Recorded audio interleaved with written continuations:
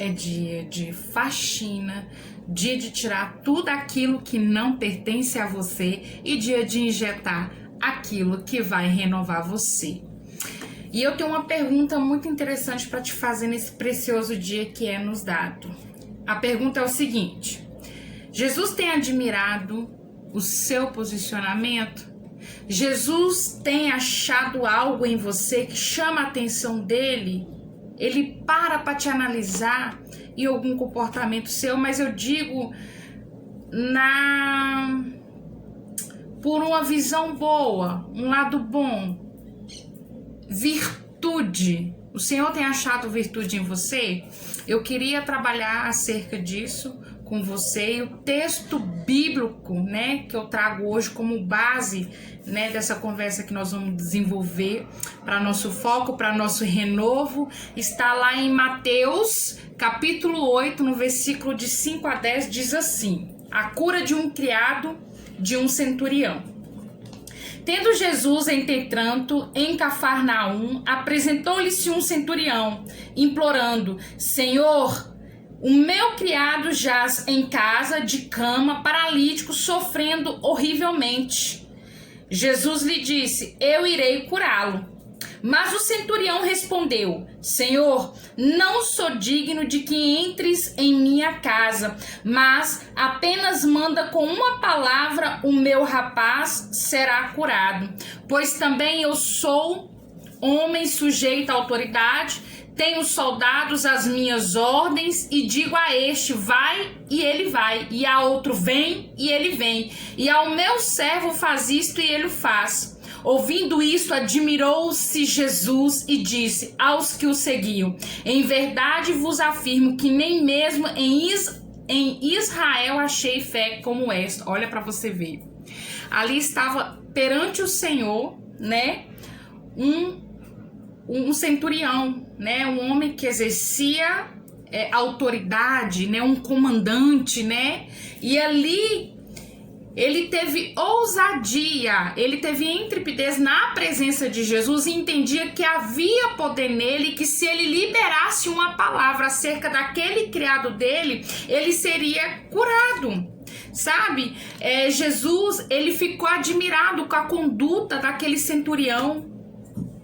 E ali ele queria que apenas liberasse uma palavra. E muitas das vezes nós temos, né, Jesus como nosso mediador, e muitas das vezes a gente fica terceirizando o nosso diálogo, que poderia sermos uma conversação direta com Jesus, e a gente fica terceirizando, colocando a nossa responsabilidade no outro, para que o outro exerça a fé que nós temos que exercer, que nós temos que executar. E o Senhor está à porta. Eis que estou à porta e bato. O Senhor está à porta, querendo que você manifeste essa fé, porque sem a fé é impossível agradar a Deus. Vamos ver onde é que está escrito isso? Vamos lá em Hebreus 11.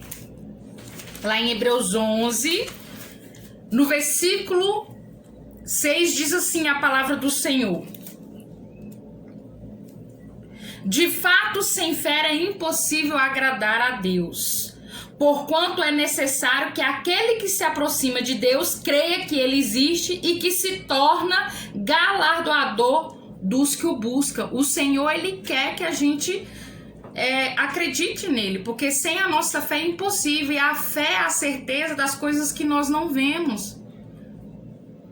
Nós precisamos ter fé para que traga a existência, a manifestação das bênçãos, dos prodígios de Jesus no mundo físico, a nosso favor. Nossa, e eu acho assim, temos outros exemplos, né, de fé, como Abraão, considerado o pai da fé. Ousada foi a fé daquele homem Abraão, chamado, né, segundo amigo de Deus, né? E ele ali obedeceu ao Senhor, ouvindo a tua voz, ouvindo o teu chamado. Isso é uma fé, gente, que eu nem ouso a uma hora falar assim, eu tenho uma fé dessa. Mas a gente tem que buscar. A gente tem que se engrenar nessa busca incansável de adquirir essa fé, né?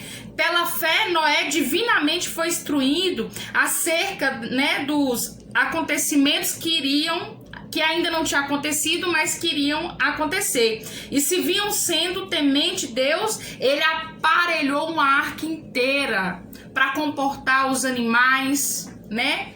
Cada espécie que o Senhor lhe ordenara em sonhos. Olha como que Noé, todo mundo rindo de Noé, mas ele tinha convicção naquilo que o Senhor falou com ele. Ele se posicionou acerca daquilo que o Senhor falou com ele e ele se agarrou e ele aparelhou uma arca inteira. E olha o conhecimento, olha só o conhecimento que Deus deu para ele, manifestou nele, para ele produzir com as suas mãos. Quem conhece, gente, o curso de engenharia, de arquitetura, sabe o quão é difícil, né? Trabalhar com números, né? Eu mesmo tenho uma dificuldade com exata, né? Mas eu fico admirada ali naquela época que não tinha esse recurso, não tinha esse conhecimento, e Deus manifestou a sabedoria vinda do alto acerca da vida de Noé. E com essa sabedoria, com esse entendimento, ele produziu com as suas mãos e aparelhou uma arca inteira. Vejamos bem, né? Pela fé, a própria Sara recebeu o poder para ser mãe, né? E outros, dentre outros, muitos outros nomes, né? Citado no livro da vida, na Bíblia, que são exemplos de fé, exemplo de perseverança. E nós precisamos praticar a nossa fé. E eu te faço essa pergunta: o Senhor tem achado admiração em você. Ele tem enchido os olhos quando ele contempla lá de cima, você no secreto, você aonde ninguém vê. Eu te faço essa pergunta nesse dia precioso que é nos dado como o dia de hoje.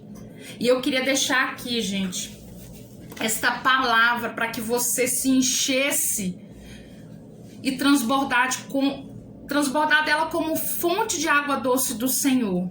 Eu te convido a ser fonte de água doce do Senhor e ser profeta na sua própria vida.